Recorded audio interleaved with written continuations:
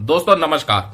बहुत से लोग ऐसे हैं जो इस आज की जो हम वीडियो बना रहे हैं, आज की ये जो वीडियो हम आपके लिए लाए हैं, जानकारी लाए हैं, इस सिमिलर सिचुएशन में बहुत से लोग फंसे हुए हैं और उनको कोई सॉल्यूशन बढ़िया नहीं मिल पा रहा इस समस्या से निकलने के लिए। आप में से भी बहुत से होंगे। तो दोस्तों ये जानकारी आप शेयर जरूर करना, पूरी समझ लीजिएगा। समझने के बाद इस वीडियो को शेयर जरूर कीजिएगा ताकि और भी लोगों के काम आ सके। चैनल पर नए हैं तो दोस्तों सब्सक्राइब कर लीजिए, नोटिफिकेशन को ऑल पर क्लिक कर लीजिए ताकि जब भी आपके फाइनेंस से जुड़े मुद्दे के ऊपर हम वीडियो डालें वो नोटिफिकेशन के माध्यम से आपके पास आ जाए। तो दोस्तों फाइनेंस एक बहुत ही महत्वपूर्ण मुद्दा है, चाहे पेमेंट का मुद्दा हो, चाहे पेंशन का मुद्दा हो, चाहे पे रिवीजन का मुद्दा हो। बहुत से सरकारी कर्मचारी इंतजार कर रहे हैं 8वें वेतन आयोग का। बहुत से कर्मचारी पेंशन भोगी इंतजार कर रहे हैं कि केंद्र सरकार की तरफ से 18 महीने के डीए और डीआर के एरियर का भुगतान किया जाए। बहुत से कर्मचारी पुरानी पेंशन को लेकर के धरना, आंदोलन, रैली ये सब कर चुके हैं।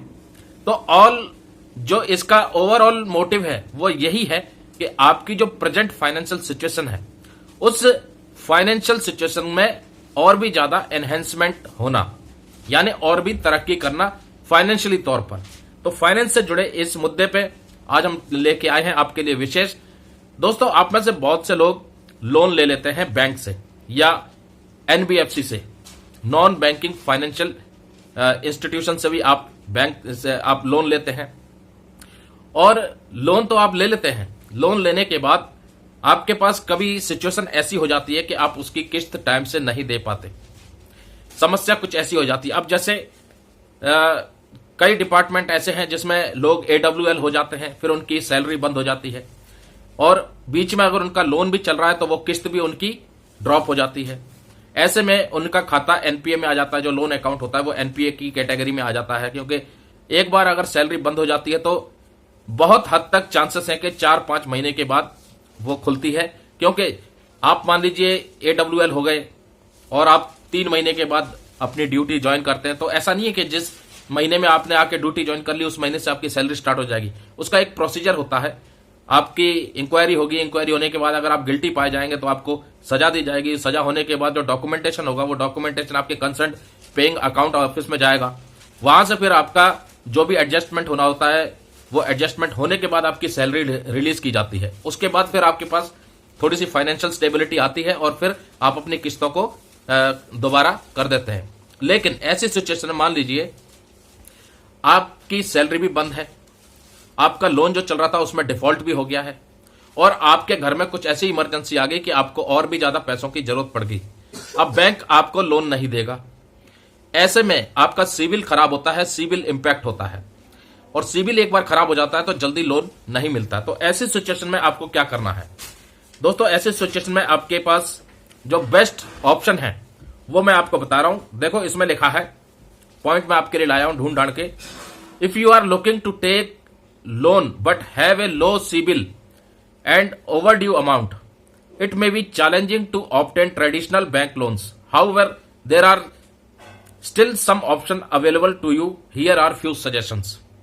अगर आप लोन लेना चाहते हैं लेकिन आपका सिविल स्कोर खराब है, उसमें ओवर ड्यू दिखा रहा है, तो आपके लिए ट्रेडिशनल बैंक लोन लेना एक बहुत बड़ा चैलेंज बन जाता है। लेकिन फिर भी आपके पास कुछ ऑप्शन होते हैं। वो ऑप्शन क्या है? देखो सबसे पहले ऑप्शन तो यह है कि आप अपने क्रेडिट स्कोर को सुधारो। कैसे सुधार सकते हो? Start by addressing any overdue payment and work on improving your credit score over time. Pay off outstanding debits, make timely payments and reduce your credit utilisation. सबसे पहले तो आप कोशिश करो कि आपका जो ओवरड्यू अमाउंट है उसको पे करने के लिए, ताकि आपकी क्रेडिट स्कोर बेहतर से बेहतर बनता चला जाए। जो भी आउटस्टैंडिंग डेबिट है उसको क्लियर करो, टाइमली ईएमआई पे करो और क्रेडिट यूटिलाइजेशन को बहुत कम कर दो, कम से कम खर्चा करो। उसके बाद दूसरा जो ऑप्शन है, दूसरा है दोस्तों explore alternative lenders. Some lenders specialize in providing loans to individuals with low credit scores. These lenders often have different eligibility criteria and may consider other factors beyond your credit score. It's important to carefully research and compare the terms and conditions of these lenders before considering a loan. खराब civil के ऊपर भी कुछ lenders ऐसे हैं जो loan provide करते हैं, लेकिन उनकी टर्म्स एंड कंडीशंस डिफरेंट हो सकती हैं। तो आपने उधर पर अपने टर्म्स एंड कंडीशंस को बहुत अच्छी तरह से जांच के, पड़ताल करके, समझ के तब आपने लोन लेना है। तीसरा जो पॉइंट है वो है सिक्योर्ड लोन रिक्वायर्ड कोलेटरल। आप सिक्योर लोन भी ले सकते हैं, सच एज ए कार और property which can help offset the risk of the lender. तीसरी कंडीशन में लेंडर आपको लोन दे सकता है, आपका सिविल कितना भी खराब क्यों ना हो फिर भी लोन मिल जाएगा, लेकिन उसके लिए आपको कोलेटरल देना पड़ेगा। और कोलेटरल होता है या तो प्रॉपर्टी के ऊपर लोन ले सकते हैं, आप गोल्ड लोन भी ले सकते हैं, कार लोन भी ले सकते हैं, कुछ ऐसी चीज जो आपको गिरवी रख करके लोन मिल जाएगी, वो भी आप अप्लाई कर सकते हैं। चौथा जो पॉइंट आपने करना है, credit counselling agency can provide guidance on managing your debits. Credit counselling agency, आप उनसे संपर्क करें, वो आपको सही गाइडेंस दे सकती हैं आपके जो डेबिट्स हैं उनको मैनेज करने के लिए, आपके क्रेडिट स्कोर को इंप्रूव करने के लिए और बेहतर से बेहतर फाइनेंशियल ऑप्शंस के लिए। They can offer personalised advice based on your specific situation. आपकी जो स्पेसिफिक सिचुएशन है उसको समझने के बाद वो आपको पर्सनलाइज्ड, अलग अलग कस्टमाइज्ड एडवाइस दे सकती हैं जो आपके काम आ सकती है आपकी उस फाइनेंशियल सिचुएशन में, जो कि अक्सर नहीं होती है, लेकिन सिचुएशन कभी कभार ऐसी बिगड़ जाती है, ऐसी परिस्थितियां आ जाती हैं कि आपको जरूरत है पैसे की लेकिन बैंक लोन नहीं दे रही और डेबिट्स भी है, आपके आउटस्टैंडिंग्स भी हैं बहुत सारे। तो उस सिचुएशन में आप क्रेडिट काउंसलिंग एजेंसी से भी संपर्क कर सकते हैं, क्योंकि उस वक्त एक समझदार फाइनेंशियल एडवाइजर की जरूरत होती है। तो दोस्तों ये 4 पॉइंट्स आपके बहुत काम के हो सकते हैं। आपके काम के नहीं हो सकते तो दोस्तों आपके किसी साथी के काम के हो सकते हैं।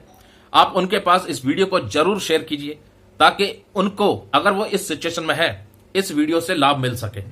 तो दोस्तों फाइनेंस के मुद्दे पर, लोन के मुद्दे पर ये जो आज का टॉपिक था हमने कवर किया था कि आपकी अगर सिचुएशन ऐसी आ जाती है, आपका अमाउंट ओवर ड्यू है, आपका सिविल स्कोर खराब है, आपको बैंक से लोन नहीं मिल पा रहा, तो आपके पास क्या ऑप्शंस है, किस तरीके से आप सिविल स्कोर को सही कर सकते हैं, किस तरीके से आप कोलेटरल रख करके लोन ले सकते हैं। तो दोस्तों खराब सिविल स्कोर पे ज्यादा से ज्यादा कोशिश ये कीजिए कि आप अपने सिविल स्कोर को बेहतर कीजिए, अपने आउटस्टैंडिंग जो भी ड्यूज हैं, ओवर ड्यू अमाउंट को पे ऑफ करके, ताकि आपकी जो फाइनेंशियल हिस्ट्री है, क्रेडिट हिस्ट्री है, वो बेहतर निकल के आए। और ऐसे टाइम पे अगर आपको जरूरत फिर भी पड़ती है तो आप अपना कोलेटरल रख करके अपनी जो फाइनेंशियल इमरजेंसी है उसको पूरा कर सकते हैं। आप कोलेटरल में प्रॉपर्टी के कागज भी रख सकते हैं, कोलेटरल में आप अपने गोल्ड भी रख सकते हैं।